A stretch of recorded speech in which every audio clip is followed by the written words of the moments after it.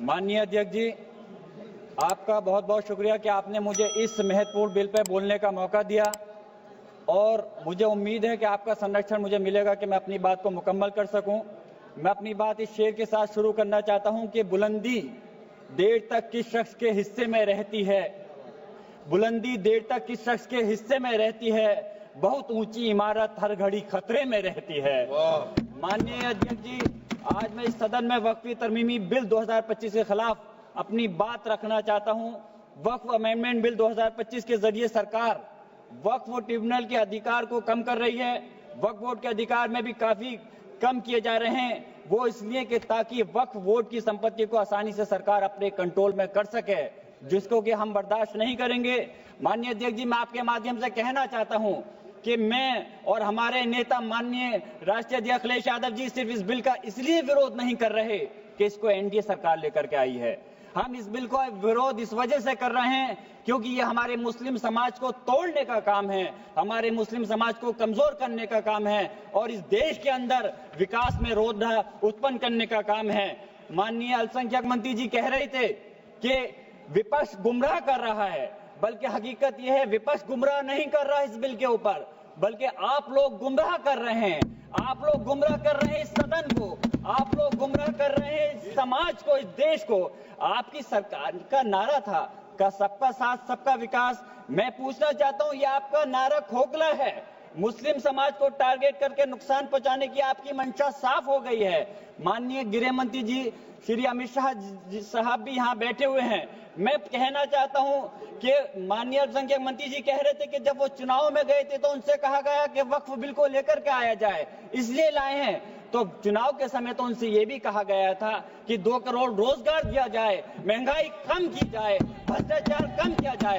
हमारे लोगों को उस चीज की जरूरत है, वो क्यों नहीं देते? मैं कहना चाहता हूं कि इस देश का मुसलमान दुश्मन नहीं है, इस देश का मुसलमान वफादार है, इस देश की तरक्की चाहता है, इस देश का विकास चाहता है।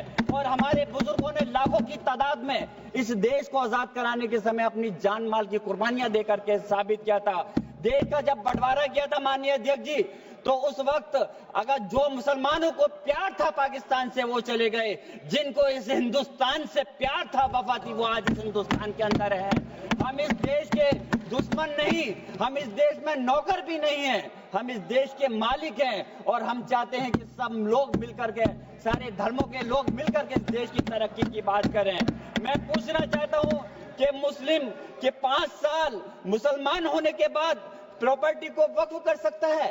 कैसा मजाक है ये? किस प्रकार की बात है? महिला सम्मान की आप बात करते हैं। अरे महिला सम्मान के अंदर तो पहले ही 2 महिलाएं बोर्ड के अंदर रहती थी। आपने कौन सा नया तीर मार दिया कि कौन सी ज्यादा महिलाओं को आप अधिकार दे रहे हैं?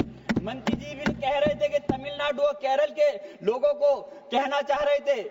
मैं पूछना चाहता हूं, याद रखना ये बिल इतना खतरनाक है, हमारे सारे समाज को तोड़ने का काम कर रहा है और बिहार और खासतौर से आंध्र प्रदेश की जनता आपके सहयोगी दल को कभी माफ नहीं करेगी अगर वो लोग इस बिल पर आपका साथ देते हैं। तो मैं कहना चाहता हूं, कमाल की बात तो यह है, मुस्लिम समाज को हक देने की बात वो लोग कर रहे हैं जिनके पास 240 सांसद होने के बावजूद एक भी मुस्लिम सांसद आपके पास नहीं है। आप बात कर रहे हैं, मुझे अफसोस है कि आप इसकी बात कर रहे हैं।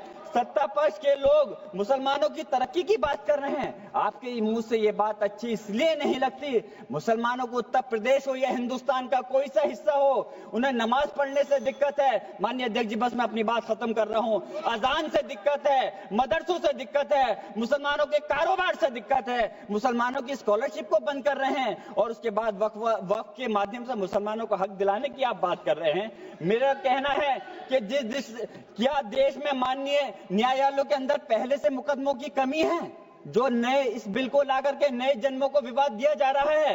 आप वैसे तो संवैधानिक प्रक्रिया पर यकीन रखते हैं, आप कहते हैं कि संवैधानिक प्रक्रिया के तहत ही हर बूथ में चुनना चाहिए, तो मैं वक्फ बोर्ड के अंदर क्यों आप नॉमिनेट करके सदस्यों और अध्यक्ष को नॉमिनेट करके सरकार के कंट्रोल में रखना चाहते हो? मैं अपनी बात खत्म करते हुए मैं सरकार से कहना चाहता हूं आपके माध्यम से माननीय अध्यक्ष जी कि इस बिल को वापस लेना चाहिए।